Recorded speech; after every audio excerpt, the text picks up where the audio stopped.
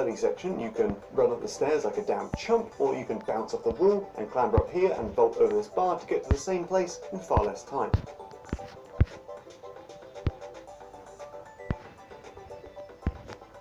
For the most part, the Assassin's Creed games heavily automate movement.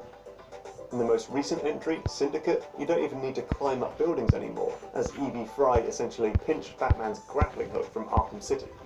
And away we go. Look at that! Straight to the top, baby! But I'd be remiss not to point out the grasp mechanic in Assassin's Creed 2.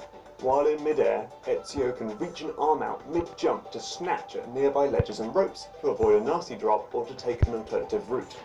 Experienced players can use this to give themselves more control when exploring the city's rooftops.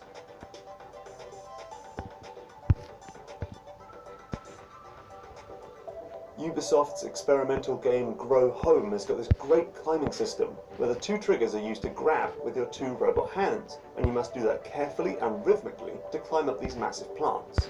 As you get higher and nervously wobble along these thin branches, it gets genuinely quite tense. Compare that to climbing this massive tower in Tomb Raider 2013, which you heroically scale by holding up on the analog stick.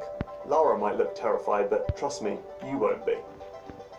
One of the reasons Grow Home works is because Hero BUD is animated in real time instead of using pre-canned animations. And that's the secret behind the mad flash game GURP too. Because this game is all about building momentum as you tense your muscles to lunge yourself towards the next handhold, the shirtless ginger climber must be able to bend and flex in all sorts of directions. The game also benefits from an absurd control scheme where you have to hold various letters on the keyboard to climb. Developer Bennett Foddy told Wired that he intentionally made players grip the keyboard just like you would cling to the cliff. It says his games tap into a kind of neurological magic which makes you feel like you are the character, rather than just controlling a little guy on the screen. You can go even further than that with the genuinely quite brilliant and utterly exhausting Rock and Roll Climber for WiiWare, which has you gripping and releasing different buttons on the remote and nunchuck, and then physically reaching out to scale a cliff. And once at the top, you play some air guitar, obviously.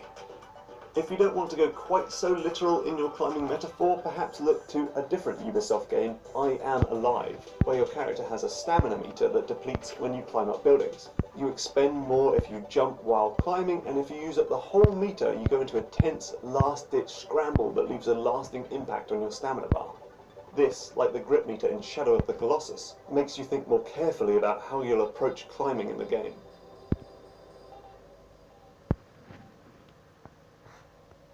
What all these games do is prove that climbing can be challenging and nuanced.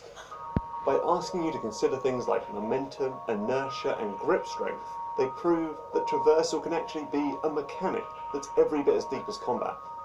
They also give you options. Where the route for a room in Rise of the Tomb Raider is often linear and prescribed, these games ask you whether you want to take the slow and easy route or the fast and dangerous one, and provide a tangible sense of reward when you pull off the tricky combination of moves and perfectly timed button presses that the hard road requires. Many of them use their controls to make you feel closer to the action on screen and use real-time animation to capture the dynamic and analog nature up a wall.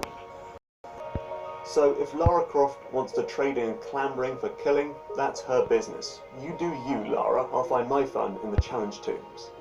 But, for a second, imagine a Tomb Raider game with the physics of Mirror's Edge, the tense grip meter of I Am Alive, and the hand-over-hand climbing of Grow Home, and just try and tell me that it doesn't make you a little bit excited.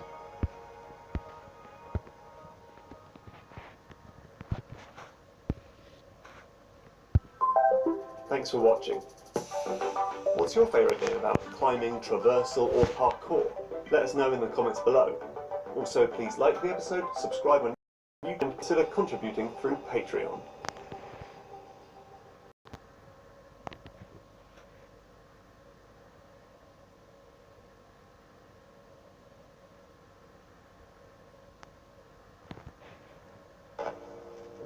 I never finished Doom.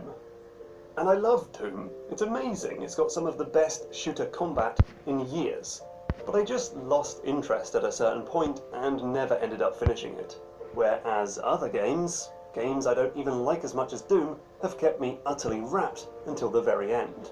And this has left me wondering about how games can do better to keep their players engaged. That's the word I want to use here, by the way. I'm talking about engaging games, not addictive games, which I don't think responsible designers should be trying to craft. So I'm not interested in games that are designed in such a way that players can't stop themselves. And I won't be talking about games that use psychological tricks like Skinner boxes, daily rewards, resource decay, loss aversion, and the like. This isn't that video. Instead, I want to talk about fun things that games can do to make you want to keep playing, but without completely hijacking your brain.